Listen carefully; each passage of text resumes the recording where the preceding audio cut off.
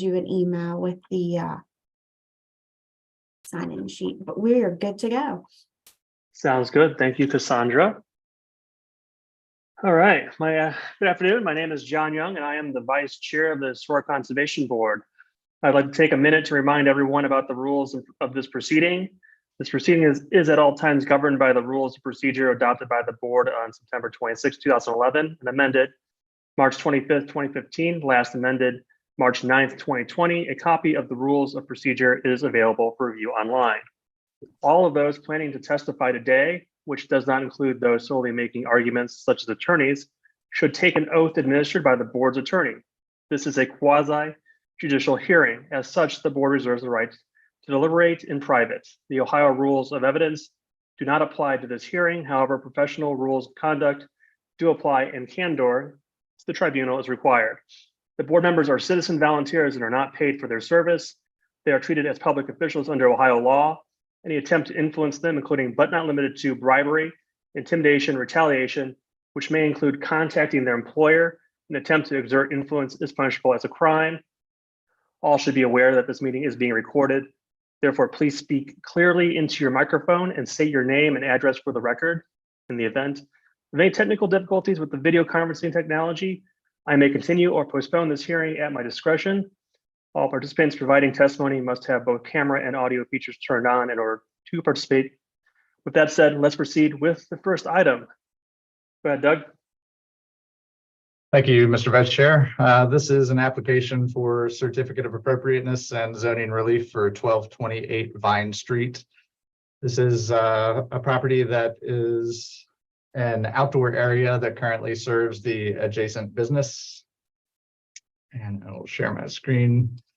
The applicant is proposing to add a pergola structure that will provide shade for the outdoor bar that is on the property. So this is the restaurant space that is served by the outdoor area just adjacent to the building.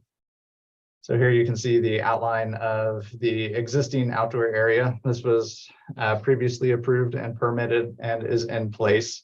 Currently, there is a mobile bar structure in the center of the outdoor area, and the applicant is proposing to place the pergola in that same location, covering that outdoor bar area. So because this is an accessory structure that is located in the side yard, there is zoning relief that is required for that location, as accessory structures are only permitted in the rear yard. And there's also a variance for height, where in the CCP district, all structures, including accessory structures, have a 15-foot minimum height requirement, and the pergola is proposed at 9 feet. So those two items of zoning relief are needed. So the main reason for the pergola is to provide shade for the employees that are working in that outdoor area, in that bar area. Currently, it's not staffed the entire time that outdoor area is open, due in part to the heat from the sun. So the applicant is proposing this structure to allow more visibility and engagement from the wait staff in this outdoor area. So staff does feel that the zoning relief is appropriate. The location in the side yard is appropriate because it is the location of the outdoor area. So the property, the rear yard is currently used as parking primarily, with an access drive right behind the structure. So there is no possibility of putting the outdoor area or any structures in that location. And then as far as the height, staff also feels this is appropriate, as this is not intended to be a substantial structure. It's not a full building. It is just accessory to the outdoor area. So that additional 6 feet in height that would be required would only serve to draw more attention to this structure, whereas now they intend it to sort of blend in with the existing outdoor area. So you can see on the screen, this is the existing conditions of the outdoor area. You can see the little bar structure with an umbrella that currently is used to provide shade, and the proposal to provide the pergola in that same location. So staff does feel generally that it is appropriate from a certificate of appropriateness standard. It is a contemporary but compatible structure that is placed symmetrically in the center of the bar, the outdoor area. It is a wood structure, as is common for these pergola structures. That wood does match the built benches that are on either side of it. This property, prior to the outdoor area being installed, was a parking lot. So staff does not feel that the addition of the pergola to the existing outdoor area will detract from the historic structures that are adjacent to this outdoor area. It is set back from the street about just over 9 feet. So it is not going to be a dominant feature on the streetscape as passersby are walking down the street. So with that being said, staff is supportive of the proposed zoning relief as well as the COA, and staff recommends the Historic Conservation Board take the following actions based on plans submitted with this application dated 5/5/2023. Staff recommends approval of the locational variance to allow the placement of the accessory structure in the side yard. And staff recommends approval of the dimensional variance of 6 feet to allow an accessory structure 9 feet in height. And finally, staff recommends approval of the certificate of appropriateness for 1228 Vine Street, including any revisions submitted for permit subject to staff review and approval, with the condition that the building permits must be issued within 2 years of the decision date or the COA shall expire. Thank you, Mr. Owens. Are there any questions from the board for Mr. Owens and staff? All right, hearing none. Is there any, are there any applicants at this time that would like to address the board or add any new information? If so, we have to get you sworn in. All right. Is there anyone, I see there's no one signed up for this to speak, so I would entertain any discussion or a motion for this item. Mr. Vice Chair, I'll move to approve the location and the dimensional variances, zoning variances, along with the COA for 1228 Vine. Second. All right. Okay, the roll, Ms. Smith Dobbins, Yes. Mr. Weiss, Yes. Mr. Lasco, Aye. and the board, the vice chair votes aye as well. Motion passes unanimously. Thank you, guys. And now on to the second item, Mr. Owens. Thank you, Mr. Vice Chair. This is an application for a certificate of appropriateness for 4024 Hamilton Avenue. This is in the North Side NBD Historic District. There is no zoning relief required as part of this proposal. The applicant is proposing to demolish an existing detached concrete block garage that is currently located on the rear of the property. And share my screen here so you can see what that currently looks like. So you can see this is the side elevation. This is the gap between the two, the main building and the detached garage. And here you can see from the street elevation as well as viewing from the rear of the building. So it has a metal security roll up door and just concrete block construction, no ornamentation. The applicant is proposing to demolish that garage and add a new open space at the rear of the building that will serve as an outdoor area for a future restaurant tenant. The first floor is currently being white boxed, so there's no tenant identified yet, but it is intended to be an eating and drinking establishment. So this outdoor area would ultimately serve that use. In addition to the outdoor area, the applicant is proposing a mechanical platform above that first floor space that would hold the mechanical equipment related to the kitchen for the eating and drinking establishment. Since it is elevated, they have screened that equipment with a horizontal board fencing that simulates a rear deck off the back of the building. And then you can see at that ground floor exit, there will be an ADA accessible ramp to access the ground level. And then the entire area will be enclosed with a 6-foot wood privacy fence. This area at the back here is a refuse storage enclosure, which is where the dumpsters will go for that use. So staff does generally feel that this is appropriate from a certificate of appropriateness standard. The existing garage on the site is not was not built at the same time as the original structure. It appears to have been built sometime between 1922 and 1937, based on the Sanborn fire insurance maps. It does appear on the 1937 map, but not on the 1922, so it was likely built in that range. So staff would argue that it is a non-contributing building, both because of its age and its construction type and materials. It does not contribute to the district. So staff believes that it is appropriate for its demolition in order to provide the outdoor area, which would better serve the future restaurant use. As far as the outdoor area itself, staff also feels that this is appropriate. This building is at the very edge of the historic district, with this outdoor area being right on the boundary. It is at the rear of the property, so it will not be highly visible from Hamilton Avenue. And the side street, Crosby, I believe, is not a main thoroughfare. It is slightly wider than an alley, so it is not expected to have a lot of traffic that would otherwise impact the design.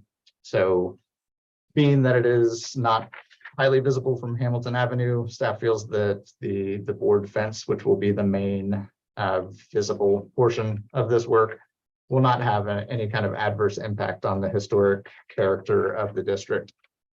So with that being said, staff recommends the Historic Conservation Board take the following actions based on plans by ArcX Studio dated 3/28/2023. Approve a certificate of appropriateness for 4024 Hamilton Avenue, including any revisions submitted for permit subject to staff review and approval, with the following condition: that the building permits must be issued within 2 years of the decision date, or the COA shall expire. All right, thank you, Mr. Owens. Any questions from the board for staff? Hearing none, turning it over to the applicants. Do you have any additional information that you would like to provide the board at this time? Okay. Yeah. Oh, Well, go ahead. If you do, I'm gonna need to get you sworn in. If you could raise your right hand. Mhm. Do you solemnly swear the testimony you shall give will be the truth, the whole truth, and nothing but the truth? I do.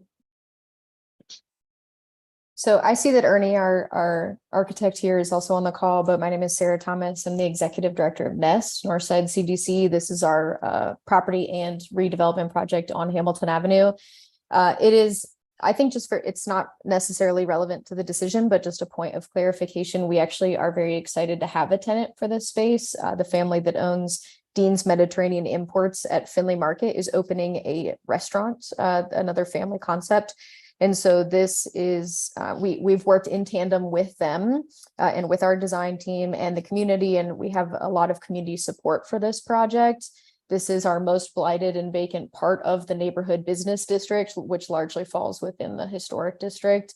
And we're excited to renovate this building. This building on the upper floors has been vacant for almost 60 years and in the storefront for over 10 years. And so on top of that, we've given a lot of thought to the surrounding areas, the Northside Transit Center, which it's adjacent to, the neighboring business association parking lot, and all of the public access points. And we feel really strongly that we've come up with the best design for both trash screening and patio seating, giving both the visitors of the establishment a great experience and passersby a positive experience as well.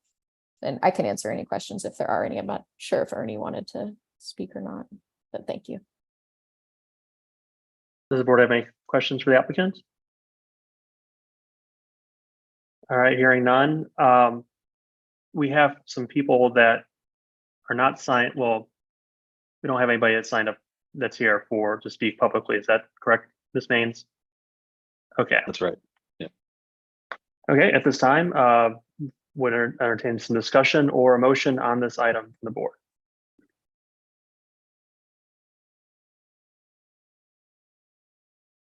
Mr. Vice Chair, I'd like to make a motion that we approve the certificate of appropriateness for 4024 Hamilton Avenue as laid out by staff. All right. Who seconded that again? I did. Oh, thank you. All right, Ms. Smith-Dobbins, Yes. Mr. Weiss, Yes. Mr. Zelasco, Aye. and the vice chair votes aye. Motion passes unanimously. Thank you very much. All right, we'll now turn it over to item number 3. Mr. Owens, would you like to brief us on that? Sure. Thank you, Mr. Vice Chair. This is an application for a certificate of appropriateness for 915 Charlotte Street. So the applicant is proposing the complete renovation of this building as a single-family dwelling. As part of that renovation, the applicant is proposing the rebuild of the rear wall, which had previously collapsed, and is also proposing to raise the roof line at the rear portion of the top half story in order to create additional living space on that upper floor. That front roof slope will remain in its original configuration. So just to give a little bit of background on this property, the applicant purchased this property after many years of being vacant, and the building subsequently experienced a collapse of the rear and the east walls. So the rear wall was stabilized and partially rebuilt, while the east wall was stabilized and fully rebuilt to its original configuration using the existing brick and reinstalling the original window openings. So the rear wall was partially rebuilt as a frame structure with fiber cement siding covering a portion of the ground floor. The applicant is proposing to continue that rebuild of that wall. The wall was originally a brick wall, and the applicant is proposing to go back with fiber cement siding throughout the entirety of that rear portion of the wall. And that fiber cement material would also extend to the portion of the wall that is being raised on that rear elevation to provide that extra living space. So as far as the raising of that roof structure, staff does not have any issues with that. It is on the rear slope of the building, and because of the very small setbacks between the adjacent buildings, that will not be visible from the street. So staff does not have any issues with that. And then as far as rebuilding on the rear wall, it will have some alterations to the window configuration, primarily with the new sliding glass doors on the ground level, as well as the new window openings on that raised portion of the roof. So while staff would generally prefer that wall to have been rebuilt in brick, the fact that it was substantially destroyed and partially rebuilt, and the fact that it is on the rear of the building and it will not have any visibility from any surrounding streets or alleys, staff feels that while brick would be preferable, this is not a change to the building that will significantly affect any adjacent historic properties or the character of the district, just based primarily on the fact that it has no views. So staff is generally supportive of the request and does recommend approval of the certificate of appropriateness for the proposed changes to 915 Charlotte Street, with the proposed conditions that the building permit must be issued within 2 years or the COA shall expire.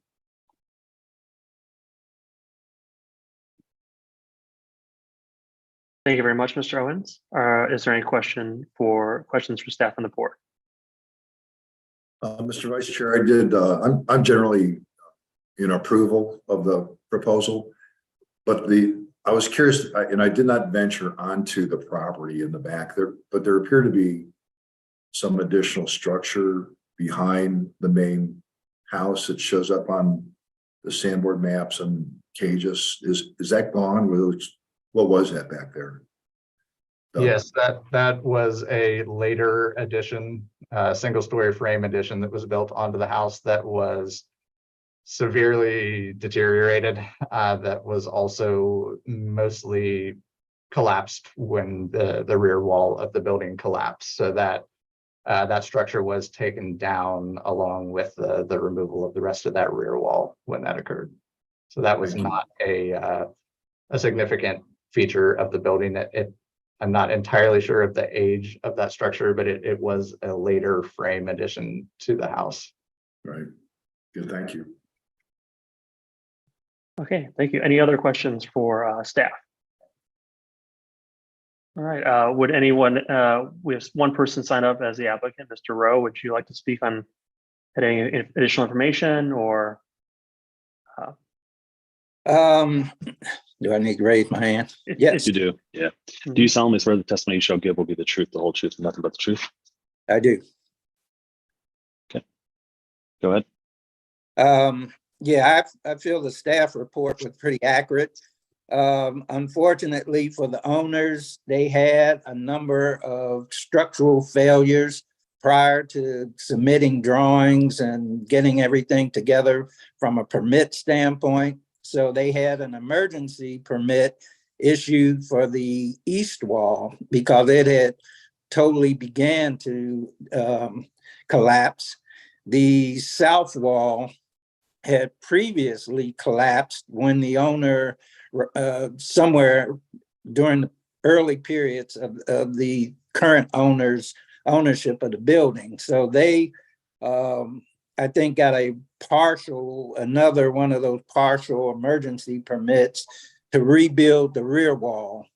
And they built it in framing. So that's how that particular part of the structure became framed versus the masonry, which is typical for the rest of the structure. I think that in doing so, they tried to, provide materials that would be appropriate for that district. And again, adjusted the roof slope within the guidelines of the district as well, so that they can continue to complete the project. Building department the plans exam has approved their drawings for the renovation work. And once they get the approval through the historic department, they can commence to completing all the general and mechanical construction that's required.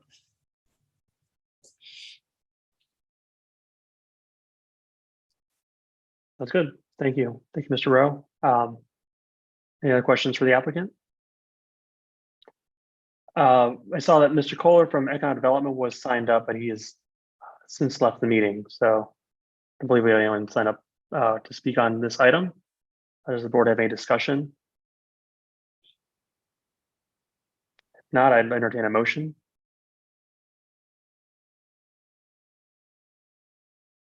Mr. Vice Chair, I'd like to make a motion that we approve the certificate of appropriateness for 915 Charlotte Street as laid out by staff. Thank you very much. All right. Roll call here. Ms. Smith Dobbins, Yes. Mr. Weiss, Yes. Mr. Zelasco, Aye. and the vice chair votes aye as well. Motion passes. Good luck. Thank you very much. Yeah. All right, now on to item number 4. Thank you. Thank you, Mr. Vice Chair. This is an application for a certificate of appropriateness and zoning relief for 207 East Clifton Avenue in the Over the Rhine Historic District. The applicant is proposing to remove the existing exterior staircase on the side of the building and replace it with an enclosed staircase addition in the same footprint as the existing structure. Share my screen. Okay, so you can see the existing structure. It has the exterior staircase on the side of the building, which is currently not the original structure. It has been rebuilt over the years, but it is in the same location as a historic exterior staircase that was at this location. So the applicant is using the existing building as a single-family dwelling, and the current access to the upper floors of the building is all exterior to the building. So the only way to go from the first floor to the third floor is to take the exterior staircase up the side of the building to the side entry door to access that level. So obviously, with the exterior staircase, there are concerns about the conditions that happen with those stairs as a result of rain and snow.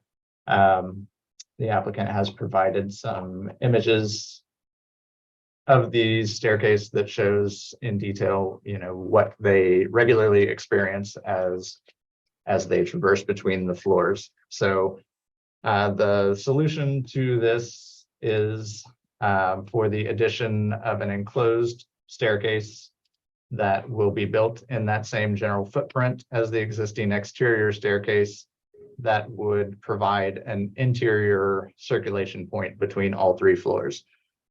So in informing the design of this building, the applicant has taken the historic context in mind and tried to replicate a structure that would provide the shelter and security that they need for that staircase space, while still providing the similar types of large openings that allow views through that wall to the exterior, the currently exterior brick wall behind. So staff does feel that this is a good application of these views, while the guidelines typically ask for smaller punched openings on additions and new construction. This is a unique case because they are trying to replicate the openness of that former exterior staircase and to provide a similar configuration to that building as the exterior staircase does. So as part of this addition, as the addition is built to that front lot line, zoning relief is required for that front yard setback, which technically requires a 3.75 foot setback. So in the interest of historic preservation, it does not make sense to provide that setback on this addition because it would not meet the plane of the front, and it would not match the configuration of the former exterior staircase. So staff does feel that is appropriate for the zoning relief. And then also on the site, there is a small rear deck coming off the back of that new addition, and the site is being reworked. The current driveway comes off directly against the building. They are proposing to push that driveway further to the side, landscape the yard, and install black metal fencing around it. So one thing to note on the fencing is that staff had recommended that the fencing be lowered from 6 feet, and the applicant had agreed to provide a 4-foot black metal fence there instead of the 6 foot tall. So as far as the guidelines go, staff does feel that this substantially conforms to the guidelines. The structure will be built entirely within the existing footprint of the deck. The roof structure is remaining as it is, so the new addition will infill that space that provided the cover for that exterior staircase. So there is no additional height or alterations to that roof line. This will all be built in the existing shell of that building, basically. So, and as I mentioned, this is a unique case. So staff feels that the window openings, while they don't specifically meet the exact guidelines word for word, they do meet the intent of the guidelines, which is to sort of pay homage to that original exterior staircase with the new with the line and the window, providing that operable awning sash below, simulating the former railings of the balconies on that rear staircase. And then obviously the stairs inside will be rebuilt, and there are a few existing window and door openings that will be infilled. Staff has also recommended providing at least a small setback in those infill portions that will denote where those original openings were. So if in the future they were decided to be reopened, they would have a template for where those locations were. As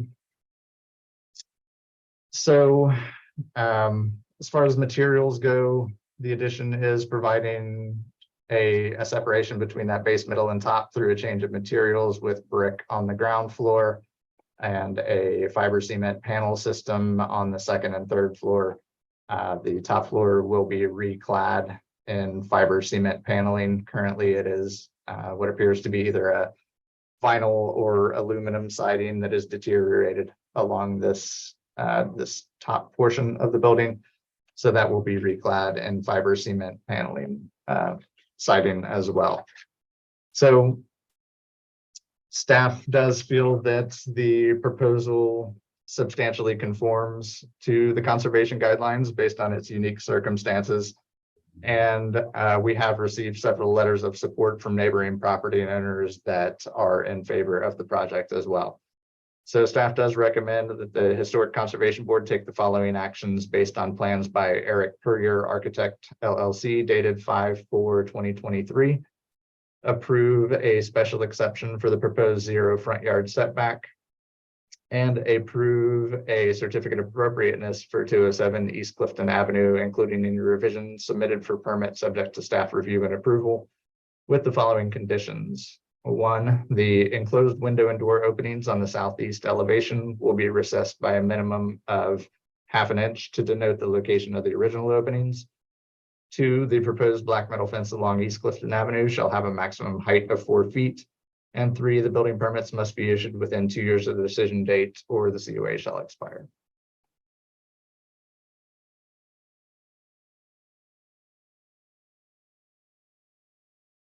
All right. Thank you, Mr. Owens. Does the board have any questions for staff? All right. We have some 2 applicants signed up. Do the applicants want to present any new information to the board? No. If you do, you gotta get sworn in. This is just Ms. Barnard that would like to add comments. Sure. Okay. If you'd raise your right hand. Do you solemnly swear the testimony you shall give will be the truth, the whole truth, and nothing but the truth? I do. Thank you. I just wanted, thank you. I just wanted to add that this process has taken 6 years, and it's been a pleasurable experience to work with both urban conservators, Beth and Douglas, on this project. So I'm very happy to hear that he is recommending this project. We have taken a lot of labor and time and thoughtfulness to create something that is a little unusual, but we feel still represents the original character of the home and the historic aspects of this neighborhood. So just a shout out and thank you very much.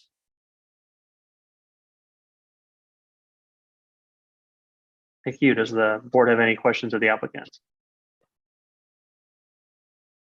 Okay, at this time, we will turn it over to public comment. We have 1 person signed up. Mr. Jacob. Mr. Jacob, if you could raise your right hand. Do you solemnly swear the testimony you shall give will be the truth, the whole truth, and nothing but the truth? Sorry, I didn't catch that. His audio is not working. Yes, can you hear me? Yes. All right. Go ahead. I'm just here in support of the project as it was submitted, and happy to see this hopefully moving along. Thanks. Thank you, Mr. Jacob. All right. We have any discussion on this?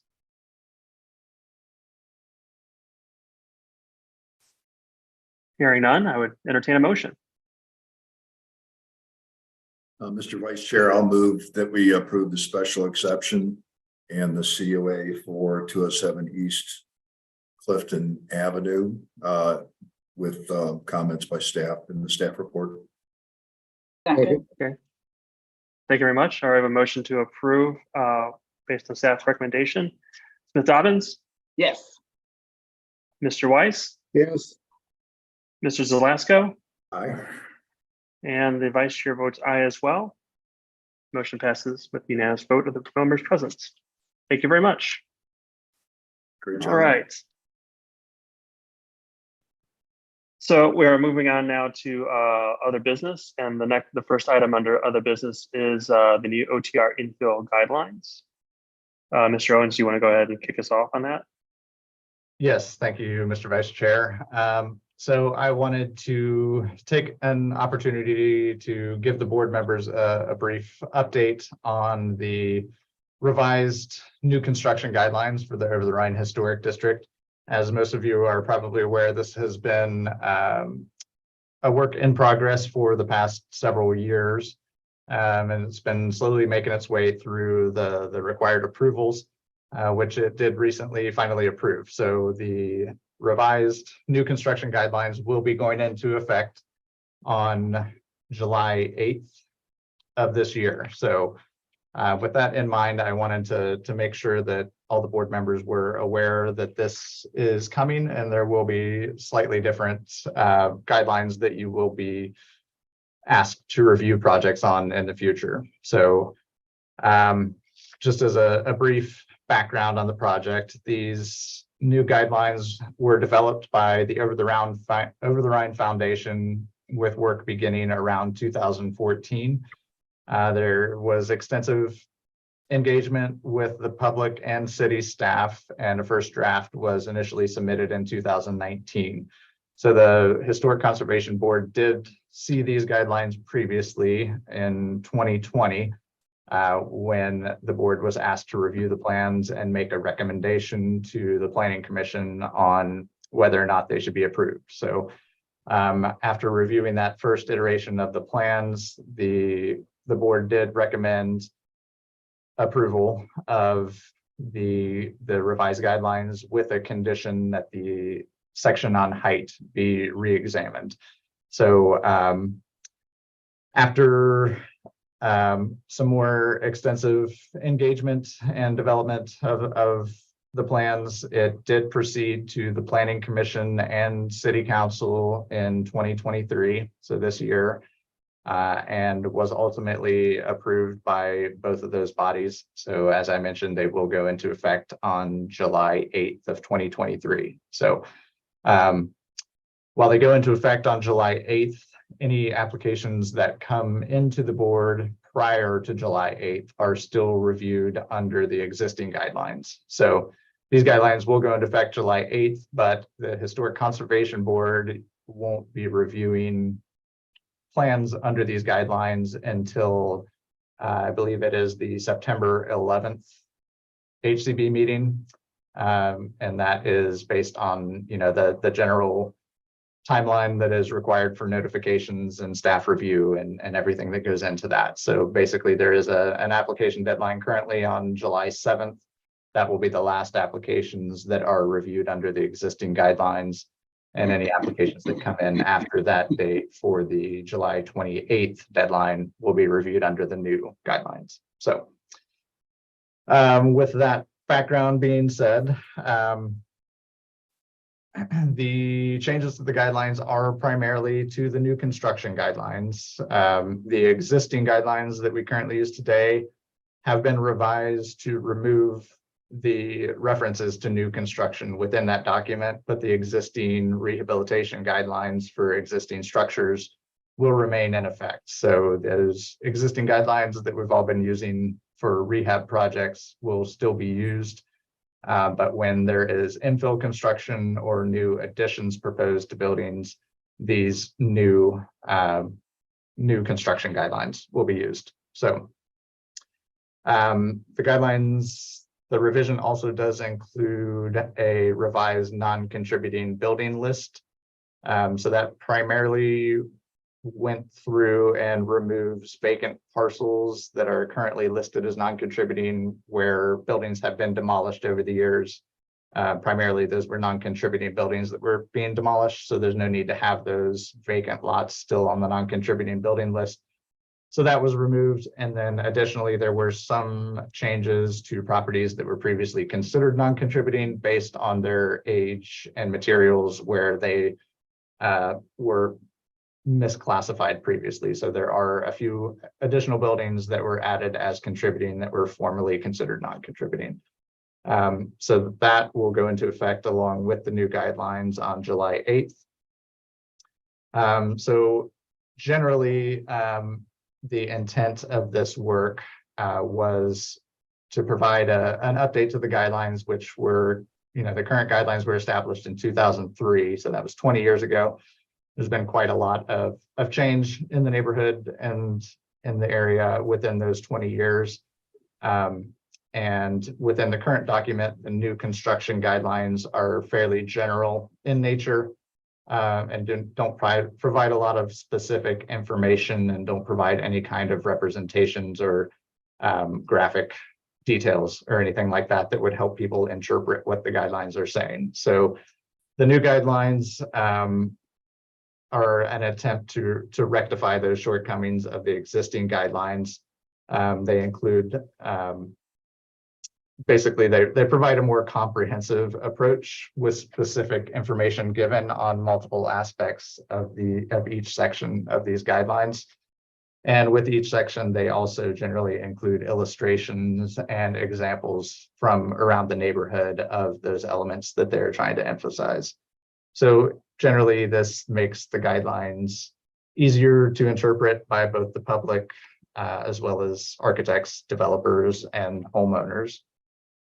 So the updates that are provided in this new document were largely informed by how the existing guidelines have been interpreted in the past. So they are still based on the Secretary of the Interior standards, and they are simply providing additional information that would make that easier to understand. So for example, you can see, the table of contents, the specific sections are fairly similar to what the existing guidelines show.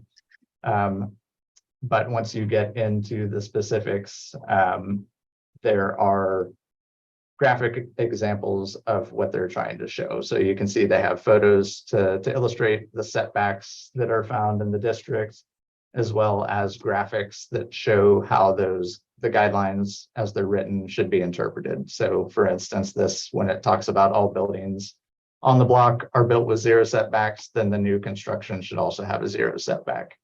Or for example, when a majority of the buildings on the block have a small setback, then the new building should be consistent with the setback that's provided on the majority of that block. So these types of illustrations should be helpful for everyone, really, to help better visualize and hopefully provide better proposals as they first come to the Urban Conservator's office as well as the board. So generally, I think, I would mention the board initially approved these back in 2020 with that condition that the height be re-examined because there were some concerns with how that height section was written during the time between that initial recommendation and when they came back to the Planning Commission in 2023. There was more work that was put into that height section. Ultimately, many of those differences still remained, and there was differences of opinion between both the applicants, city staff, as well as the other stakeholders architects, developers, etc. So ultimately, the height section was left as it currently is in the existing guidelines, stating that new construction should be within 1 story of adjacent historic structures. Other than that, like I said, the guidelines are really based on past interpretations of the existing document, so they provide more specifics on how those guidelines should be followed. Some of the additional things that have been added to this is it does provide a specific list of monumental buildings, including a map that shows those monumental buildings in pink. These are buildings like Music Hall and Memorial Hall, the buildings that are on a larger scale and are not typically used to inform the design of new construction. So those buildings are now specifically defined through both a list and the map. Other than that, there is now a process for review of vehicular entries on buildings, whereas before the guidelines were silent on that element. And other things like balconies, they are more specific on where and how balconies can be applied to different structures, and things along those lines. So generally, I just wanted to give you a brief update and make sure that the guidelines were included in your packet so that you all have a chance to look at those over the next coming months as we begin to transition into these new guidelines. So as you're looking through those over the next couple months, and if you have any questions on how something is written or how something should be interpreted, then I would encourage you to feel free to reach out to me, and we can discuss that further. And hopefully by the time the September 11th hearing rolls around, then we should all be on the same page and ready to get to work with the new guidelines. Thank you, Mr. Owen. Do we have any questions for Mr. Owen at this time on these guidelines? Actually, I do have a comment. I feel it's kind of important. I didn't see Mr. Owen's name on there as the urban conservator, right? And I realize it's a multi-year effort with Ms. Johnson involved, probably primarily most of the time, but I thought it'd be nice if you got some credit. No, that's perfectly fine with me. Beth did all the heavy lifting on this, as most of this was developed, under her tenure. So I'm not offended. Thanks. Yeah, it's come a long way. I'm very happy to see this document moving forward. So we actually do have one public comment on this item, and it's a bit unusual, but we typically limit our public input to about 2 minutes. So, Mr. Klinger, is that enough time for you to make your comment, or? I came prepared to ask if I could have 10 minutes to speak and give context prior to you just saying that. I don't know if it's so unconventional to give comment at this point that 2 minutes is a big favor, but I had intended to ask for 10 minutes. I believe that's something that if is there a motion can I entertain a motion to extend that public input time for Mr. Klinger to 10 minutes?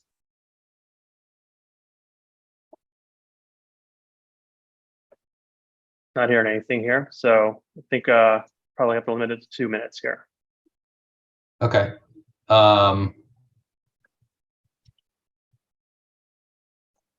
Does he need to be sworn in? Okay. I don't think it needs to be sworn testimony. Okay. Cool. Well, you may begin. Yeah, I just want to thank the board for passing this 3 years ago. That was a big motivating force for us to keep the faith and keep hope alive. Because little do we know, there was almost 3 years of work left at that point. As Mr. Owen said, and I do want to apologize for your name not being on there, Mr. Owen. That was just an oversight where you literally just didn't think of it, but we're happy to make that change if you want us to. As Mr. Owen said, we ultimately were not able to get the height chapter passed through. That didn't make it off the chopping block. The other thing that didn't make it off the chopping block was the guidelines are divided into musts, mays, and shoulds according to how important that the infill committee felt each principle is for new construction. Almost all of the musts got the axe. So just something to be aware of as you go through is that a few of the guidelines we felt were important enough that rose to the level of a must. Those have since been changed to should. So if you ever want to know which ones those were, I'd be happy to give that information at another time. Let's see what else. I don't think there's enough time for me to give any context to the background or where we felt things ended up, or even to give any insight to you about what the Cliff's Notes are. But just to say thank you for your support in this process. We hope this document makes things easier for everyone. And if you have any questions, don't ever hesitate to reach out to either myself, Jennifer Masters-Wirtz, or Frank Russell, my other co-chairs. Cool. Well, thank you, Mr. Klinger, for your contributions and on this process. And I had served on the OTR Foundation Board with you many years ago and saw the beginning of this. So it's great to see it coming this far. So thank you very much for your time. Thank you. All right, now moving on to our last item, which is the staff approvals. I would entertain a motion on our staff approvals. I do have a question, Mr. Vice Chair. Okay. Mr. Owen, do you recall on 602 Main Street, are they refitting all the windows in that building? No, they're not. The majority of the windows are going to be refurbished as is. There are just certain windows that will be replaced, but they are all on secondary facades. There's none of the windows on that primary Main Street or sixth level facade that are going to be replaced. Those are all refurbished. Okay. Thank you. I move to approve the May 2023 staff COA approvals. Second. All right. Second. All right. Motion to approve. Ms. Smith Dobbins, Yes. Mr. Weiss, Yes. Mr. Zelasco, Aye. and the vice chair votes aye as well. The motion passes to approve those staff approvals. All right. Not seeing any more business on the board agenda, I would entertain a motion to adjourn. So move. All right. Second. Second. All right. Everyone in favor? Aye. Aye. All right. Thank you very much, guys.